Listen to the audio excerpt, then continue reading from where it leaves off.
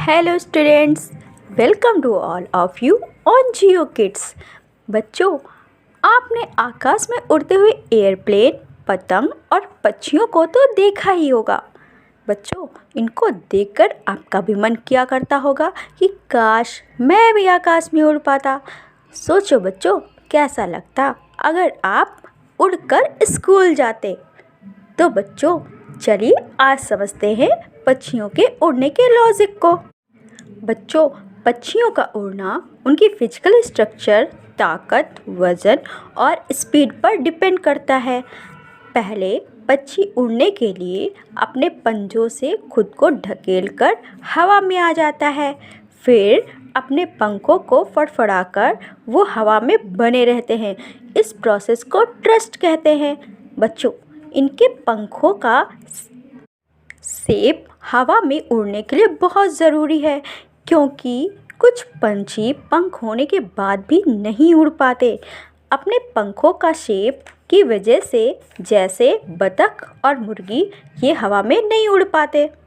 बच्चों, जब बर्ड्स हवा में उड़ते हैं तो ऊपर का एयर प्रेशर कम होता है और नीचे का एयर प्रेशर बहुत ज़्यादा होता है, जिसकी वजह से बर्ड्स हवा में बनी रहती है और इसे अपवर्ड मोशन को लिफ्ट कहा जाता है। जब थ्रस्ट और लिफ्ट एक साथ मिलते हैं तब बर्ड्स उड़ने लगती हैं। बच्चों, उड़ने के लिए बस इतना ही काफ़ी नहीं है। पक्षियों की बॉडी ऐसी होती है कि वह एयरप्लेन की तरह हवा को चीर सकते हैं। बाकी जानवरों की अपेक्षा पक्षियों का वजन बहुत हल्का होता है, क्योंकि इनकी हड्डियां पतली और खोखली होती हैं। पक्षियों का कम वेट इनको हवा में जाने के लिए मदद करता है।